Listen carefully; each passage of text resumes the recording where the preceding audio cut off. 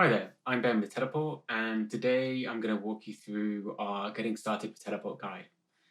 Now, for this tutorial, I'm going to walk you through all the steps from setting up a single Linux VM, setting up the domain name, getting TLS certificates set up.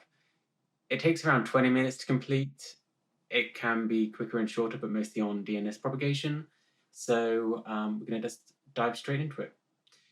Before we dive too far into getting started with Teleport, I'll just give you a quick introduction about what Teleport is. So Teleport is a unified access plane for your infrastructure. You can connect servers, Kubernetes, databases, and web applications into one central place. So for servers, you can think of it as a replacement for your Bastion host. And for Kubernetes, it provides short-lived certificates. So if you do want people to use kubectl locally, it gives them a shorter cert for that period of time. And then for web applications, it lets you secure web applications which might be on an internal network, but you can securely put them on the internet. So let's just dive straight in. So to get started, you'll need a Linux VM. I'm going to use a DigitalOcean droplet. Just selecting the Ubuntu, and can create a small instance. Sizing for getting started shouldn't really matter. I'd recommend just starting really small. We have guidelines on how to architect a highly available, high throughput cluster, but this is just the getting started, so don't need anything too fancy. I'm locating in San Francisco. It doesn't matter where your instance is, but would recommend it being closer to where your end developers or teammates would be accessing this cluster. So I'm adding SSH keys here. One of the reasons for this is we need to SSH into the server and configure it. In another video, I'll show you how to get started with Teleport using Terraform.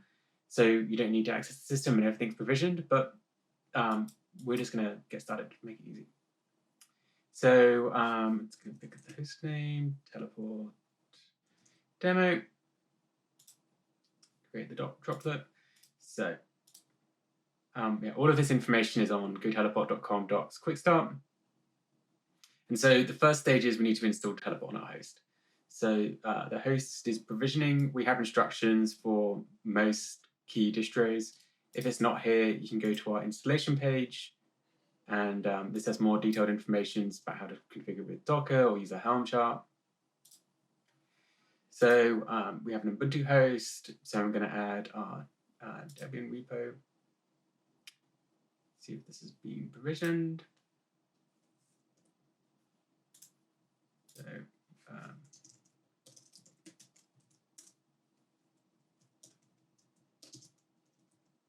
root at this host. I just have a password protected SSH key. So now I'm accessing, I've SSH'd into my DigitalOcean instance. So we're going to start by selecting the Ubuntu package. Go back to my terminal.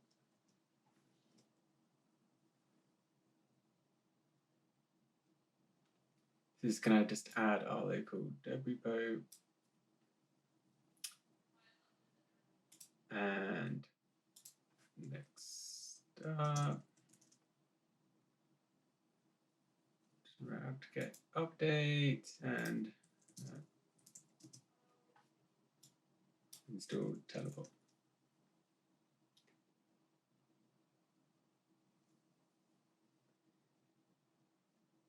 And this just picks the newest version. We're currently on 5.1.2. Yep. So Teleport version shows that we've installed Teleport 5.1.2. And we're ready. So Teleport is now installed. We're ready for the next step. So the next step is we need to configure Teleport. Teleport can be started with command line flags or with a file. Because we're configuring the main Teleport proxy, I would recommend using the teleport.yaml file. This lets you set a range of options that we'll kind of explain as we go through the getting started guide. So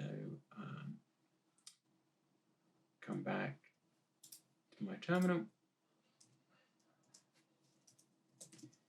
So what this has done is it's written a teleport.yaml onto my server. We can see the output, and you can see here, so we have a few kind of like defaults. This is teleport's default data directory.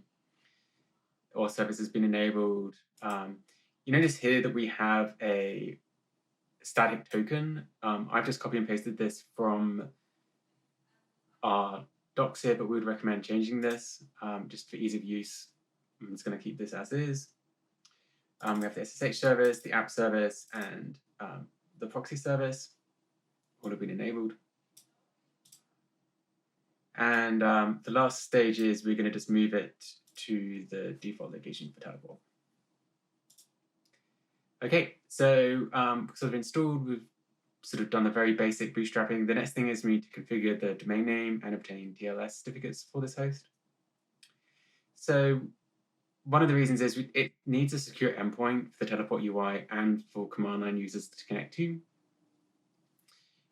A domain name and TLS certificates help secure those endpoints. So we're going to use Let's Encrypt, which provides free certificates. For my demo environment, I'm going to be using one of my domain names, asteroid.earth, and I'm putting it on steel.asteroid.earth. So yeah, here we go. So it's going to be steel.asteroid.earth, and we're going to be running on port 3080. So the first stage is we need to install certbot. None of these, and it's Ubuntu 20.4. So this will depend upon which distribution you're using. We're going to go through here and follow the default instructions. Just updating my host.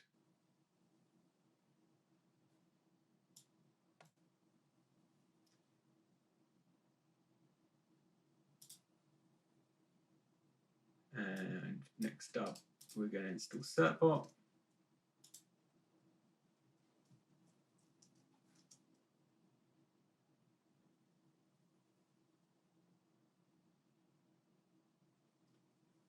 And just as this installs, we're going to just walk you through the next step. So we're going to obtain wildcard domain names. This is a sort of a handy snippet for obtaining using the DNS preferred challenge. There's a few options that you can use. I found DNS to be the easiest and most reliable. My domain name and DNS provider is on Google Domains, so I'm going to go there now and log in. So this is ready to update the information when we're ready to go.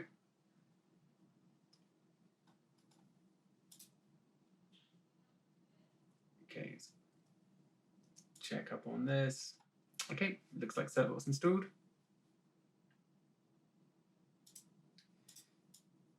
So we have this information here for certbot. You just need to update the email address and the domain name.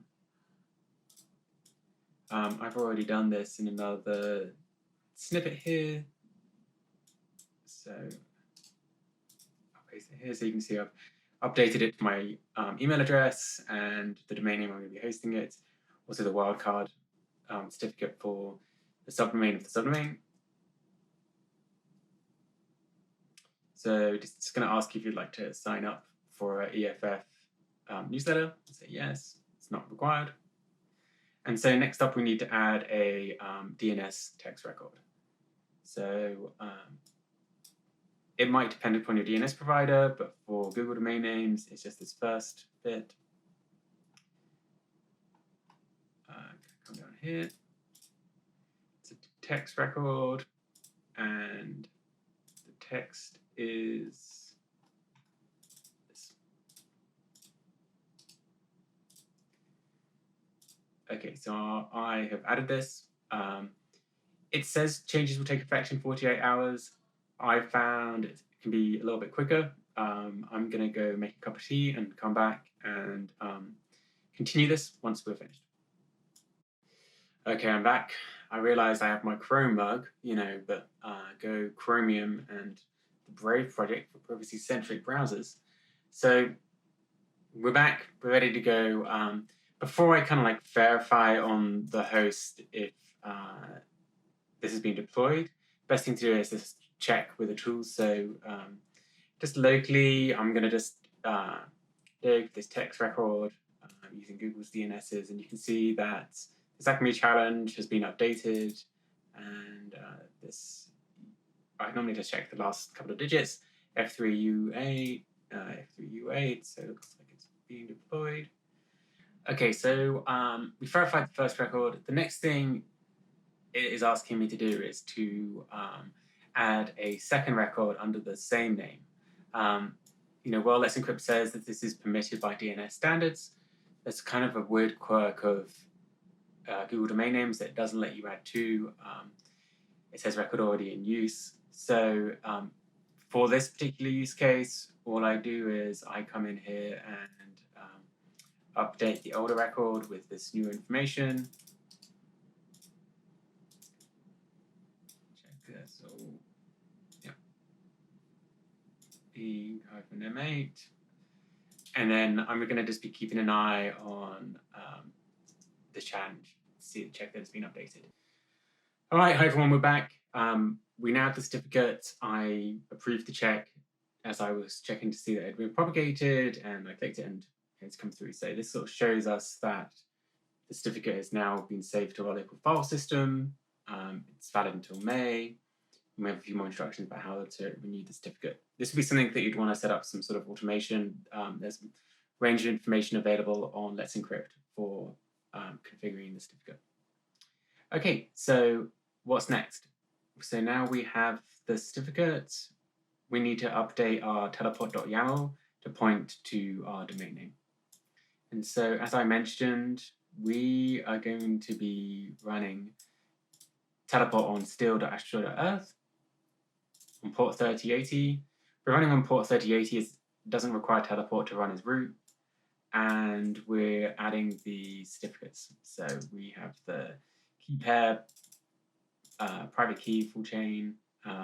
These are like the default terms from Let's Encrypt. It might differ if you were to acquire a certificate from another means. And what this script is going to do is, it's just when I run this in the terminal, it's going to pre-populate these values and update the teleport.yaml that I saved earlier. So on our host, so if we come in here, you can see that our public address has been updated and everything is should be configured. So one thing we haven't done is our DNS doesn't know about our teleport instance on DigitalOcean. Because we're using DigitalOcean, this IP address is open to the internet. We don't have any firewall rules currently in place. So it's going to be a very simple A record. So it's just A record for steel. Oh, it looks like I'd had a test account earlier, which I'm going to just overwrite this record.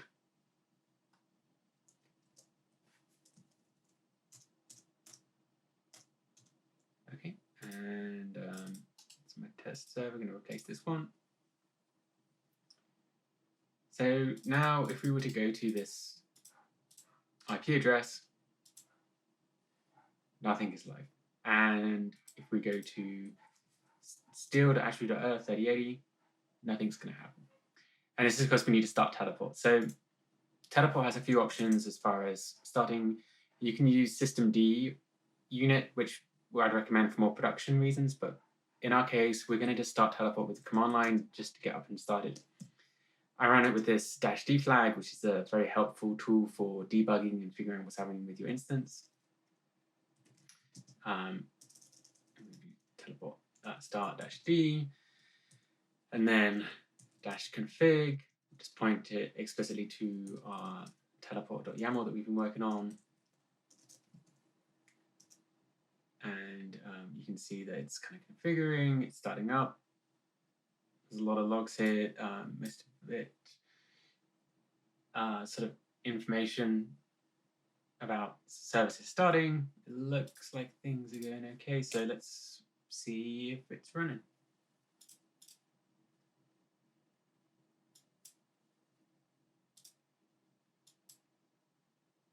Okay, looks like it's thinking.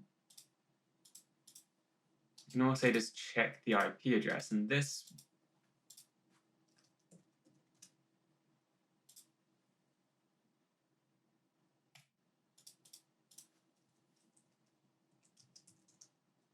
okay, so this looks like our connection is not private, but looks like the instance is running, but we just have another case of DNS propagation. Okay, so it looks like everything is working.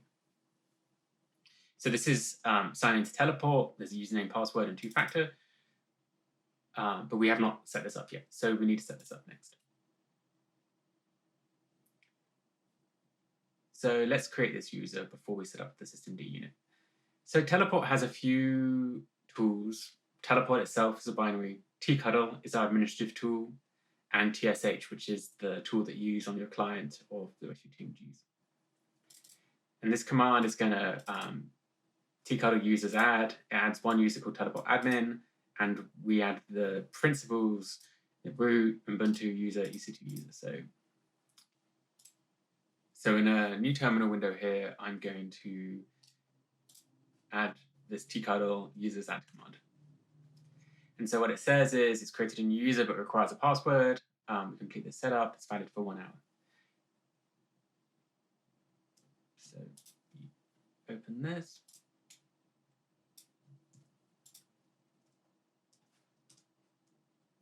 And so welcome to teleport. So our next stage here is to pick a password.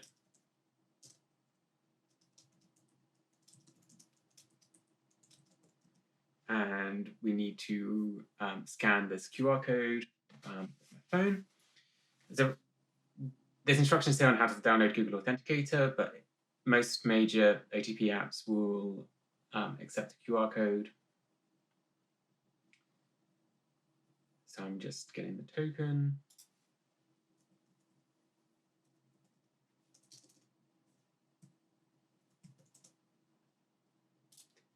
And here we have the teleport cluster. So now we're in here, you can see that we have this one teleport demo instance. This is the instance that runs teleport proxy and the server that we've been on. So if I come in here, you can see all this information of the proxy service that we've updated. We have one application here. This is our dumper application, which just sort of shows you the output of our various like JWT tokens. We'll go in another guide on how to get started with teleport for application access. And lastly, we have our sort of active sessions, session recordings, and audit log of activity. Okay, now let's go back to our getting started guide and follow instructions. So we've already downloaded Google Authenticator, created this user. I touched on this briefly, but we have this little information here about how to add local Unix users to the application and how to add them to teleport. Okay, so next up, we have to install teleport locally. Most of our clients and customers and open source users use either Mac or Linux, but we do also have a Windows client. I'm going to make a dedicated getting started guide for Windows because there's a few different quirks on using Windows subsystem for Linux that makes the setup much easier. I'm currently on a Linux box. I'm using Pop! OS, which is a variant of Ubuntu.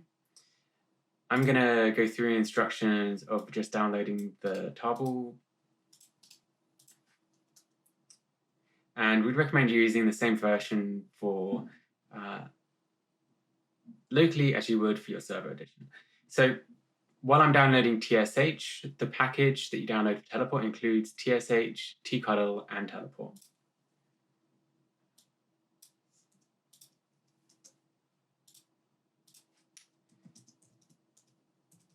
So we have teleport, and then you can see here we have tcuddle, TSH, and teleport. And we have this install script.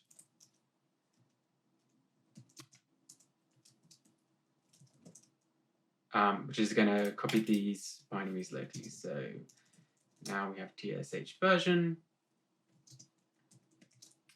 Just going to log out. Okay, so now we're going to start logging into Teleport itself. So here we have instructions for logging in using TSH. So we do TSH login, pick the proxy address, which in our case has been steal.astro.earth, and the user, which is teleport admin. Okay, so next step, we're going to log in with TSH. So we're not currently logged in. So we do TSH login -- proxy steal asteroid.earth port 3080, and then the user is teleport admin.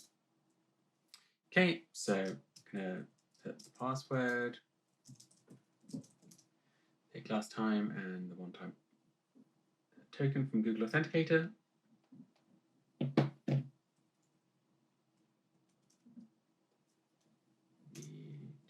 I did the password wrong. Okay, so now you can see that I'm logged in. Logged in as teleport admin, clusters teleport. I have this admin role, and I can log in as these principals. So you can do TSHLS. We see you have this one teleport demo cluster, which is kind of meta, it's the device itself. And then the workflow, if you roll this out to your team, is very familiar to them. So they can just do TSH, SSH, root at teleport demo.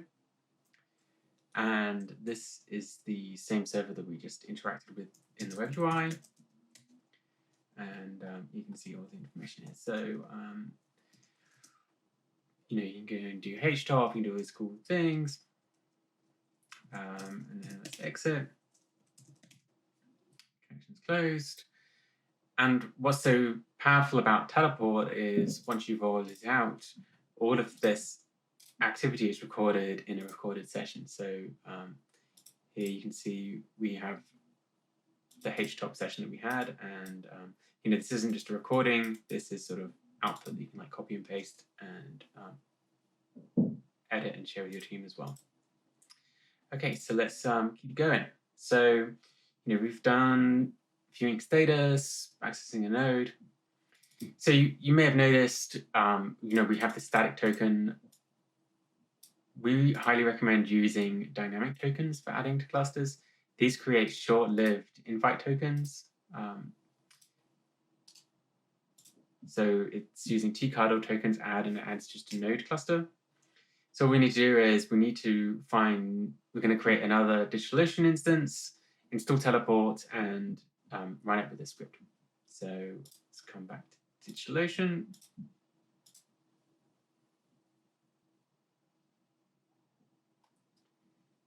Let's create a small instance.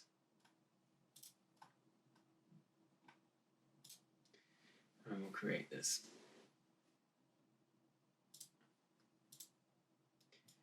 So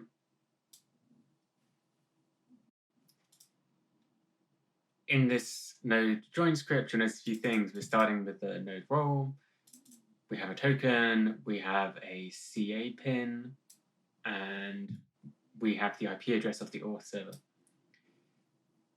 This auth server IP address can be within the local VPC, or you can also use the public address of the proxy. So in our case, it would be steal.astro.earth and port 3080.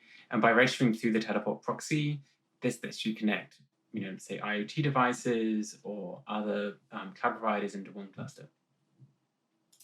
So let's see how the provisioning is going. Okay, it looks like it's being provisioned.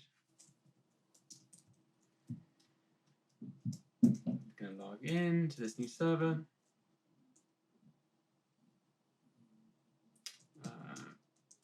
Let's just update it.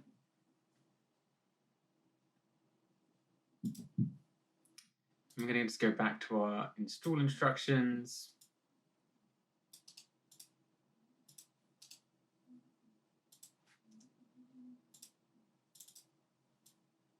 Adding our repo.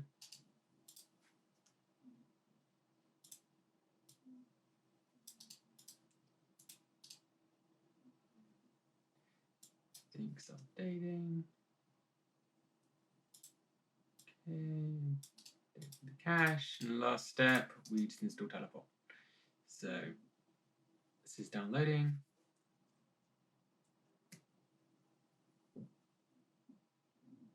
Setting up, which Teleport, and it has been installed. So if we come back to our Teleport cluster, all we can do now is copy this node join cluster onto our new host,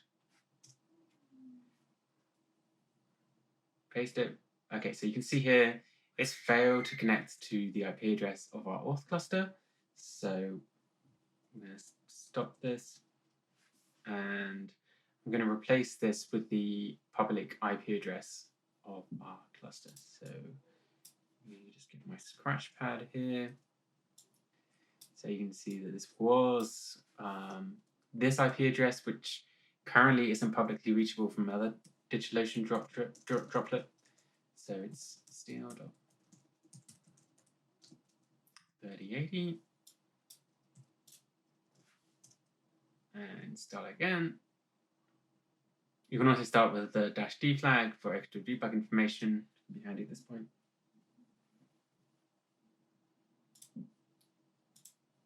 And let's see if it has connected. Okay, so you can see now our other DigitalOcean instance, FFO2, SFO3 has been connected. We come in here and begin again. Okay, so this brings us to the end of the Getting Started with Teleport guide. In the next step, we're going to show you how to connect GitHub SSO so you can invite all of your team members into your Teleport cluster and also add an application. Thanks for watching, and if you have any questions, please leave a comment below.